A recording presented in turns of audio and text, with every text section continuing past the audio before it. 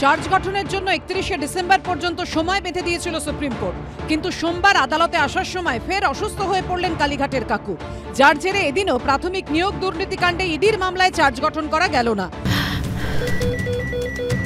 ক্যান্সারে নেই আর ভয়, NCRI হবে এর জয়। আপনাদের ভরসা নেতাজি সুভাষচন্দ্র বোস ক্যান্সার হসপিটাল। ইডির বিশেষ আদালতের বিচারক শুভেন্দু সাহা মন্তব্য করলেন, আমার চেষ্টা ত্রুটি ছিল না, কিন্তু উপায় তো নেই, সবকিছু আমার নিয়ন্ত্রণে থাকে না। প্রাথমিকে নিয়োগ দুর্নীতিতে ইডির মামলায় 31শে ডিসেম্বরের মধ্যে চার্জ গঠনের জন্য সময় বেঁধে দিয়েছিল সুপ্রিম কোর্ট। সেই মোতাবেক নিম্ন আদালতে আজকে দিন নির্ধারণও করা হয়েছিল।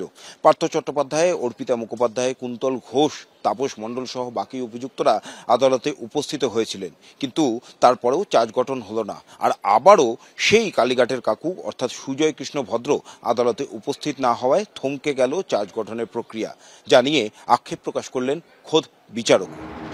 13ই ডিসেম্বর এই মামলায় পার্থ চট্টোপাধ্যায়ের জামিন মঞ্জুর করে সুপ্রিম কোর্ট। ওই দিনই সর্বোচ্চ আদালত নির্দেশ দেয় 31শে ডিসেম্বরের আগে চার্জ গঠনের বিষয়ে সিদ্ধান্ত নেবে নিম্ন আদালত। জানুয়ারি মাসের দ্বিতীয় এবং তৃতীয় সপ্তাহের মধ্যে সাক্ষ্য গ্রহণ শেষ করতে হবে। সেই নির্দেশ মেনে সোমবার সব অভিযুক্তকে ইডির বিশেষ আদালতে সশরীরে হাজিরা দিতে বলা হয়।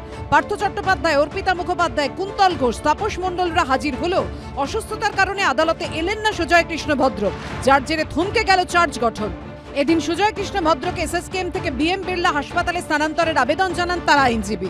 পাল্টা ইডির আইনজীবী আশঙ্কা প্রকাশ করেন কালীঘাটের কাকু পালিয়ে যেতে পারেন, পর্যাপ্ত নিরাপত্তার ব্যবস্থার দাবি করেন তিনি। সুজয় কৃষ্ণের আইনজীবীকে উদ্দেশ্য করে বিচারক বলেন, BM বিড়লা হাসপাতালে অস্ত্রোপচারের পর হাসপাতাল কর্তৃপক্ষ সেখানে চিকিৎসা করাতে যেতে বলেছিলেন, তখন কেন আবেদন জানানো হয়নি? অনেক আগেই BM বিড়লা হাসপাতালে নিয়ে যাওয়া উচিত ছিল, সেটা কেন করা হয়নি? কালীঘাটের কাকুর আইনজীবী বলেন, তার শারীরিক অবস্থার অবনতি হয়েছে। বিচারক শুভেন্দু সাহা প্রশ্ন করেন, ঘোরাচ্ছেন কেন বিষয়টা?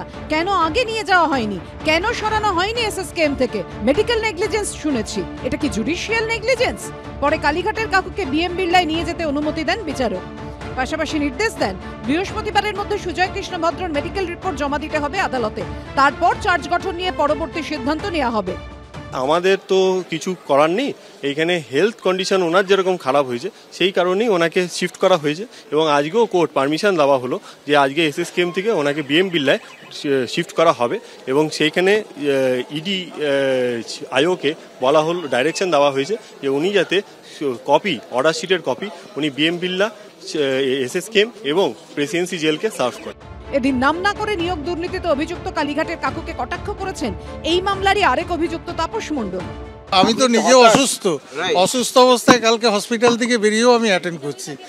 আমি আদালতকে অবমাননা করতে চাই না, তাই আমি অসুস্থ অবস্থাতেই প্রতিদিন হাজির হচ্ছি।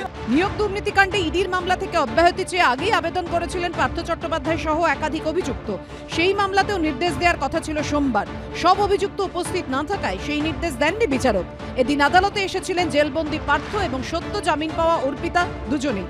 অধিবাসী বৃন্দদেরকে শুভ নববর্ষের হার্দিক অভিনন্দন জানাই। এই দুঃসময়েও তারা আমার পাশে থাকার জন্য। এটা তো পুরো আইনি প্রক্রিয়া, তো আইনের উপরে ছেড়ে দিই, আইনের উপর আস্থা আছে, বিচার ব্যবস্থার উপর ভরসা আছে, বিচার ব্যবস্থায় ঠিক করে আমাদের বাকি হবে। সুপ্রিম কোর্ট তো বলে দিয়েছিল 31 তারিখের মধ্যেই চার্জ গঠন করে দিতে, মানে এটা কি ক্ষতি হবে? জানি না। বৃহস্পতিবার এই মামলার পরবর্তী শুনানি। ব্রতদীপ ভট্টাচার্য, আবির দত্তর রিপোর্ট, ABP আনন্দ।